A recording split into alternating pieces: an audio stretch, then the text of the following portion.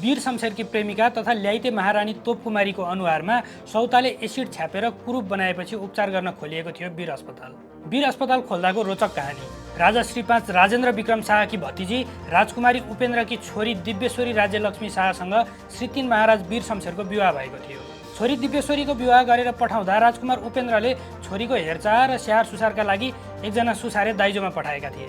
उनको नाम थियो खञ्जमाया नकर्मी। नेवार समुदायकी किशोरी खञ्जमाया नकर्मी अत्यन्तै सुन्दर थिइन्। श्री 3 वीर शमशेरले विवाह गरेर ल्याउँदा नै उनलाई राजकुमार उपेन्द्रकी छोरी दुलै श्री दिव्यश्वरी राज्यलक्ष्मी देवी शाहभन्दा उनको हेरचाहमा पठाइएकी सुसारे खञ्जमाया राम्री लागेकी थिइन्। श्री 3 वीर शमशेरको राजकुमार उपेन्द्रकी छोरी दिव्यश्वरीसँग विवाह गराइदिने काम भने उनकै ठुलो बुवा जङ्गबहादुरले गरेका थिए। जङ्गबहादुर वीर शमशेरलाई धेरै नै माया गर्थे। उनले माया गर्नुको पनि कारण छ। वीर शमशेर जन्मदा नराम्रो ग्रह दशामा जन्मेको ज्योतिषले बताएपछि उनको अनुहार उनका बाबुआमाहरूले हेर्न हुँदैन भनेर जङ्गबहादुरको थापाथली दरबारमा लगेर उनलाई हुर्काइएको थियो। उनी जङ्गबहादुरका छोरा जितजङ र जगतजङसँगै खेलेर हुर्किएका थिए।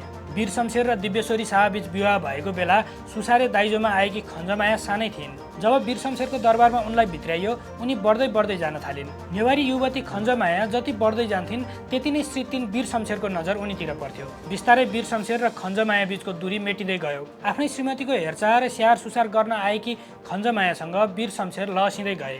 खञ्जमायाको सुन्दरताबाट झन्झन आकर्षित हुँदै र पग्लिँदै गएपछि श्री 3 वीर शमशेरले रानी दिव्यश्वरीलाई मन पराउन छाडे। त्यसै बीचमा खञ्जमाया गर्भवती भइन्। त्यसपछि श्री 3 वीर शमशेरले उनलाई तोपकुमारी रानीको दर्जा दिएर भित्राए। अब दिव्यश्वरीले आफ्नै बाबु उपेन्द्रबाट दाइजोमा सुसारे ल्याएकी खञ्जमाया आफ्नै सौता महारानी तोपकुमारी हुन पुगिन्। महारानी तोपकुमारीले श्री 3 वीर शमशेरबाट छोरो पाइहालिन् र उनको नाम रुद्र शमशेर थियो। विवाहित जेठी महारानी दिव्यश्वरीबाट जन्मेका जेठा छोरा गेहेन्द्र शमशेरलाई रोलक्रममा नराखेर वीर शमशेरले ल्याइते सुसारे खञ्जमायाबाट जन्मेका छोरा रुद्र शमशेरलाई रोलक्रममा राखेका थिए। यसरी आफू विवाहित रानी भएर पनि आफ्नो छोरा गेहेन्द्र शमशेर रोलक्रममा नराखिनु र आफ्नो सुसारे भएर आएकी र सौता हुन पुगेकी महारानी तोपकुमारीको छोरा रुद्र शमशेर रोलक्रममा राखिनुले महारानी दिव्यश्वरीलाई साह्रै चिडिएकी थिइन्। उनी महारानी तोपकुमारीको सौन्दर्यको ईर्ष्या पनि गर्थिन्। ईर्ष्या नलागोस् पनि किन, जसले आफ्नो लोग्नेलाई खोसेर आफै महारानी भएर बसेकी थिइन् र आफ्नै छोरालाई रोलक्रममा राख्न भूमिका खेलेकी थिइन्। जुनसुकै दर्जाको भए पनि महिलाहरूको एउटा विशेषता हुने रहेछ, जतिसुकै आत्मीय भए पनि अर्की महिलाले आफ्नो श्रीमानलाई खोसेको कसैलाई मन पर्दैन, चाहे ती रानी हुन् वा बडा महारानी। महारानी दिव्यश्वरी शाह आफ्नै सुसारे बनी माइतीले पठाएकी र अहिले सौता हुन पुगेकी खञ्जमाया विरुद्ध कुनै कारबाही चलाउने मौकाको पर्खाइमा थिइन्। दरबारमा राति सुतिरहेको मौका पारी खञ्जमाया अर्थात् महारानी तोपकुमारीको अनुहारमा दिव्यश्वरीले तेजाब खन्याइदिइन्। जब दिव्यश्वरीले तोपकुमारीको अनुहारमा एसिड खन्याएर विरूप तुल्याउन खोजिन् तब श्री 3 वीर शमशेर दिव्यश्वरीसँग क्रुद्ध भए। उनले महारानी दिव्यश्वरीलाई घरमै नजरबन्द गरे। एसिड आक्रमणले घाइते भएकी तोपकुमारीको उपचारका लागि वीर शमशेरले विभिन्न देशहरूबाट विशेषज्ञ डाक्टरहरू झिकाए। काठमाडौँमा रानी पोखरी नजिकै जमलमा अहिले नाचघर भएको भवनमा राखेर त्यसबेला महारानी तोपकुमारीको उपचार गरिएको थियो।